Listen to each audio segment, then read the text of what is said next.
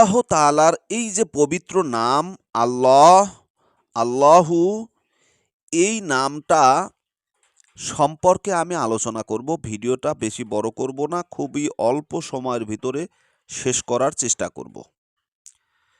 ঠিক আছে?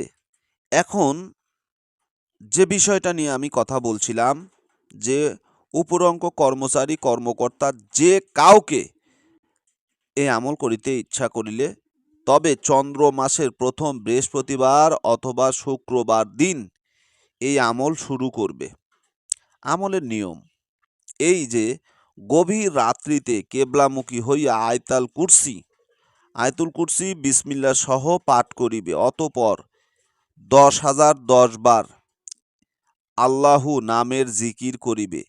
এই সময় যাহাকে বাধ্য করিতে ইচ্ছা করিবে তাহাকে মনে মনে নিজের সম্মুখে দাঁড়াইয়া আছে ধারণা করিবে। ইসমে মোবারক এ পাঠ করা শেষ হইলে ও পরে নিজের বুকের উপর দম করিবে, অর্থাৎ ফুৎকার দিবে। ঠিক আছে? এবং অন্তরে ধারণা করিবে যে অমুক লোক আমার বাধ্য হইয়া যায়, অমুক লোক যেন আমার বাধ্য হয়ে যায়। এই প্রকার এই আমল 15 দিন পর্যন্ত করিবে।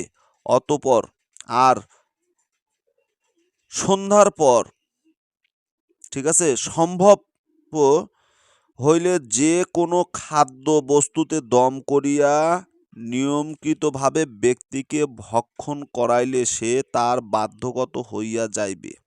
যদি আপনি খাওয়াইতে না পারেন, এই যে এসএমটা নিয়মিতভাবে আপনি 15 দিন করলেন, 15 দিন যদি কোনো মিষ্টান্ন জিনিসের উপরে আপনি ফুৎকার দিয়া সেটা যদি রেখে দেন এবং তাকে যদি খাওয়াইতে পারেন, দুনিয়া উলটপালট হয়ে যাবে। এই ব্যক্তি আপনার কাছ থেকে আলাদা হতে পারবে না।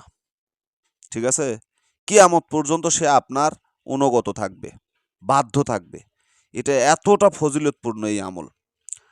আর এই ইসমে জাতের জাকাত হিসাবে প্রত্যেক ধারাবাহিকভাবে 40 দিন যাবৎ 11 বার আয়াতুল কুরসি পাঠ করিয়া এই ইসমে জাত 1000 বার জিকির করিলে সে ব্যক্তি ইসমে জাতের আমলকারী হিসাবে গণ্য হইয়া যাইবে।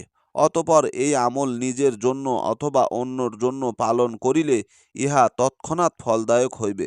অর্থাৎ এই ইসমে জাতের আমল উপরোক্ত নিয়মে পালন করতে হইবে। কোনো খাদ্যদ্রব্যের উপরে বা পানির উপরে দম করিয়া যাহাকে খাওয়াইবে এবং বা পান করাইবে সে ব্যক্তি তাহার বাধ্যগত হইয়া যাইবে।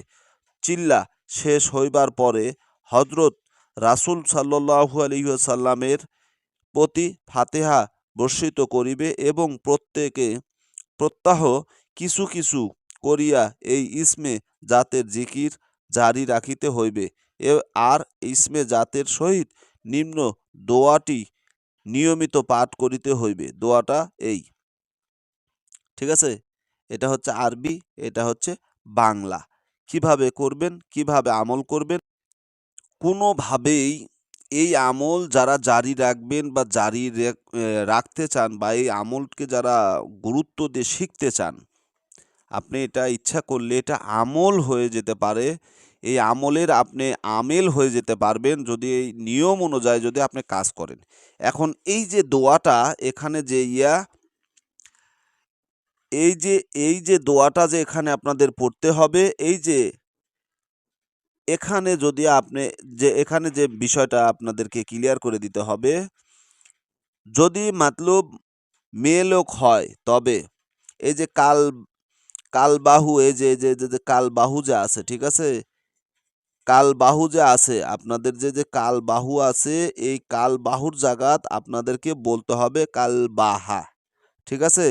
কালবাহা এখানে বলতে হবে কালবাহা।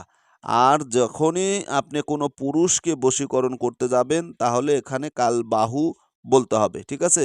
এখন এই যে এখানে যে কালবাহু এবং কালবাহা, এই জিনিসটা কিন্তু আপনাদেরকে মাথায় রাখতে হবে। কথা বুঝলেন? এখন এটা যখন আপনারা এই আমলটা যখন শুরু করবেন, যখনই আমলটা শুরু করতে যাবেন বা আমলটা করবেন, তখন এই বিষয়টায় এই 2টা জায়গাতে আপনাদেরকে মনোযোগী হতে হবে। ইয়া কাল্লিবাল কুলুবি, এই জায়গাত যখন আপনি যখন আপনি যে কুলুবির পরে যে কাল বাহু, আর এই কাল বাহু যদি মেয়ে হয় তাহলে কাল বাহু বলতে হবে, আর যদি পুরুষ হয় তাহলে কাল বাহা বলতে হবে। ঠিক আছে?